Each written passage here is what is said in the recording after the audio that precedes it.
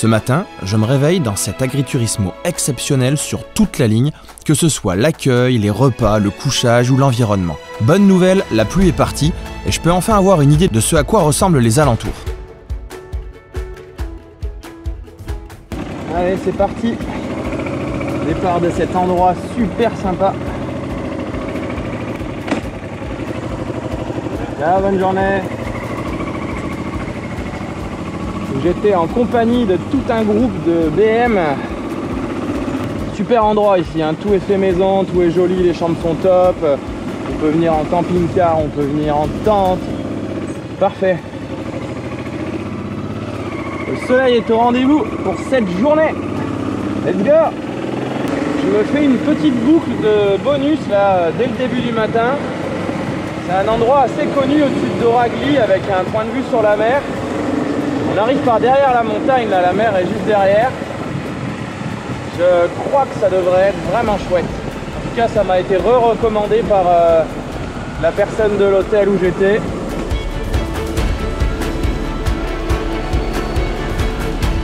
Pour l'instant, cette mini-route que je n'imaginais même pas être la bonne quand le GPS m'a dit de tourner à gauche, eh bien elle est plutôt jolie et elle m'emmène droit sur des reliefs que je vais bien devoir traverser pour rejoindre la mer de l'autre côté.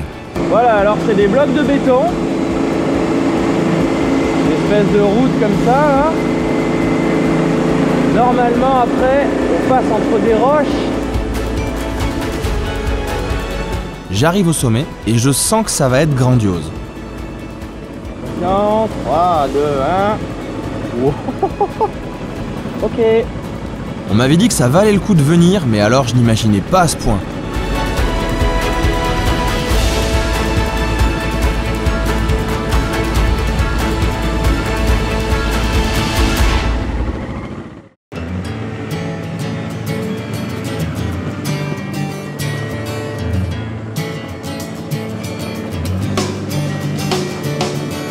Ça va.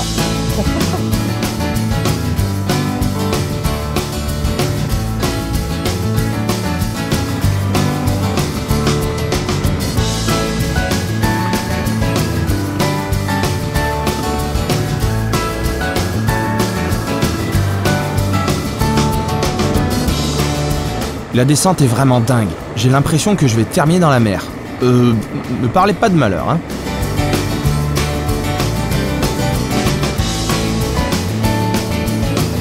Bon alors maintenant, il faut remonter de l'autre côté pour récupérer la route d'où je viens. Ce crochet, c'était juste pour le plaisir de la vue. Et c'est bien car à la remontée, la route est une véritable course de côte.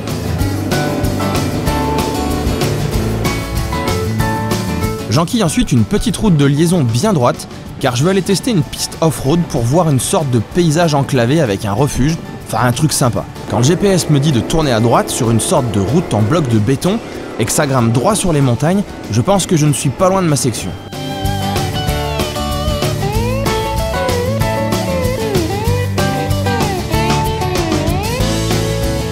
De ce que j'avais vu, les paysages donnaient l'impression d'être perdus au milieu de nulle part, et j'ai bien l'impression que ça en prend la forme.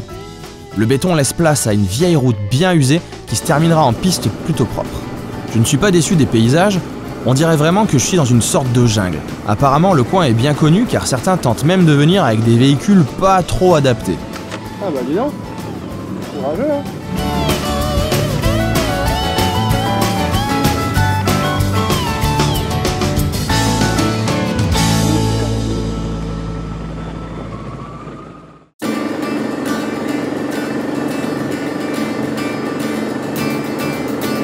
J'atterris ensuite sur un premier plateau entre les arbres et je commence à avoir une bonne idée de ce que je vais découvrir au loin.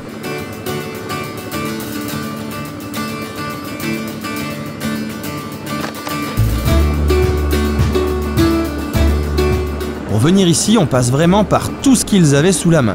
J'ai le droit maintenant à une longue bande de pavés. Et quand la vue continue à se dégager, difficile de ne pas filmer tout le trajet. En bas, je retrouve ma piste, il ne reste plus beaucoup de distance à parcourir avant d'arriver à la fin de la route que je voulais voir. Je vais vous avouer un truc, je ne sais pas vraiment pourquoi je suis venu ici. Ce n'est pas le truc le plus touristique de la Sardaigne, c'est pas une plage, il n'y a pas de monument, c'est juste que j'avais un bon sentiment. Ouais, c'est ça, je le sentais bien en fait. Et des fois, faut s'écouter. Une chose est sûre, c'est qu'ici, c'est splendide.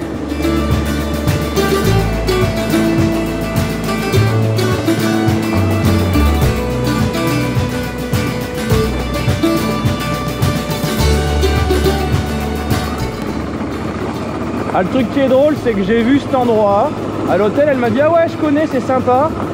Je sais absolument pas où ça va. Apparemment j'arrive au bout là.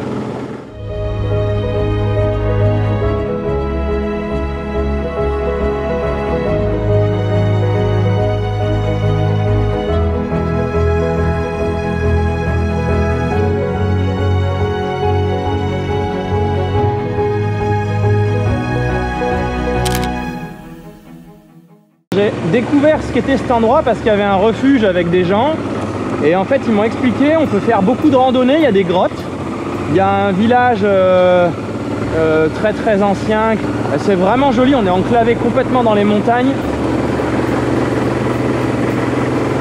Donc ouais, non, je suis content d'être venu là et maintenant on retourne sur les grands axes. Alors pour ça, je vais enchaîner avec de la forêt, mes bons vieux pavés, des lignes droites mais avec vue, encore des pavés, avec vue aussi, ma route en béton avec un pick-up qui pue, et je vais pouvoir me diriger vers ma prochaine étape mais qui va être un véritable loupé. Bon, j'avais repéré un petit domaine là qui avait l'air très bien pour faire une dégustation et on n'arrive pas à comprendre si c'est ouvert, on voit personne, il y a une voiture mais bon. Alors tant pis, on va retourner dans les montagnes.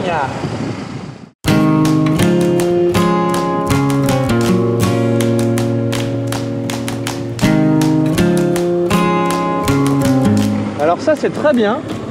Je débarque sur la 129, route transversale. Et c'est exactement ce que m'a conseillé le garde forestier tout à l'heure où j'étais dans le refuge. Super. Ouais, ben ça devait être en amont, parce que ce dont je vais avoir le droit, c'est uniquement des lignes droites, comme celle-là. Ah non, je suis menteur, voilà 5 virages et après, c'est fini. C'est clairement une portion que je vais changer pour l'itinéraire que je mets en téléchargement sur mon blog, et je vais vous épargner les images, autant qu'on ne soit qu'un seul à s'ennuyer, moi, c'est déjà fait. Je viens de me taper 2 heures de routine intéressante, mais alors par contre, j'avais prévu une escale ici. Waouh! C'est soi-disant une des plus belles plages de l'île. Et ben franchement, elle est vraiment belle.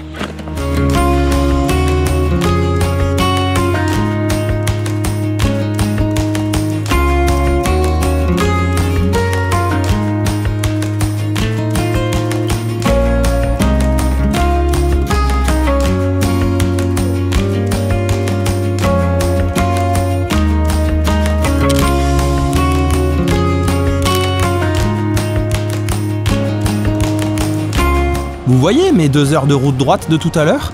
Bah comme si ça ne suffisait pas, j'en ai rajouté. Et quand le GPS m'a dit sors, ah bah j'étais content. Surtout que vu les paysages devant, je sens que quelque chose de bon se trame.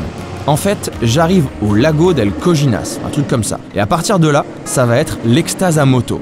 Sauf qu'une fois de plus, il y a une incohérence entre le temps annoncé par le GPS et le nombre de kilomètres restants. Bon, on va profiter, il a certainement dû voir un bout de chemin sur le tracé.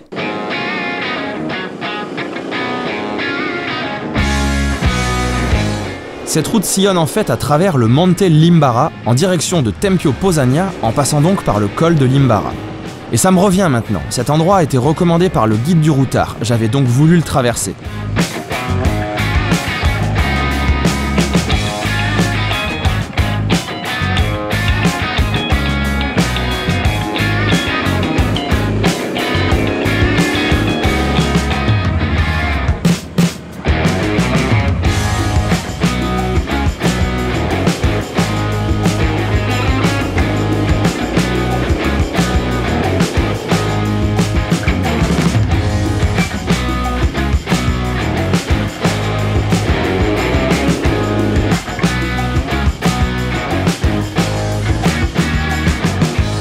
Peu après Tempio, je retombe sur une ligne droite, et ça n'est pas grave puisque j'arrive.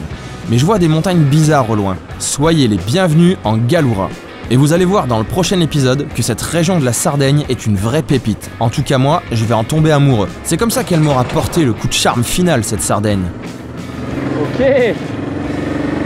C'est pour ça qu'il me dit qu'il faut 26 minutes pour faire 600 mètres. Énorme. Bon ben, l'entrée de mon hébergement de ce soir donne l'impression de débarquer dans le Far West quoi. Trop chouette. Ce soir, je dors dans un agriturismo d'exception chez Alberto, un personnage formidable, accueillant et gentil. Je vous recommande son établissement à 200%. Déjà pour venir se poser dans un tel cadre, et ensuite pour goûter à sa cuisine incroyable. Je commence à me demander si je vais vraiment quelque part. En fait, quand on arrive ici, on a l'impression de revenir dans le temps. C'est calme, on est en pleine nature et on se sent bien. Un gros coup de cœur pour moi. J'ai vu un panneau. Agriturismo un peu plus loin. Moi je veux bien dormir dans le garage, mais bon.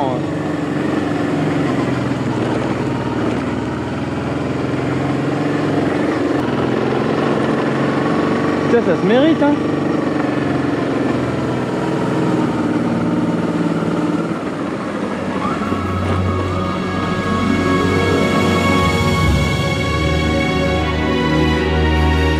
C'est ici que je vous laisse pour aujourd'hui. N'oubliez pas de vous abonner pour ne pas rater le prochain épisode riche en beaux paysages. Et je vous vois donc dans la prochaine vidéo pour explorer la Gallura.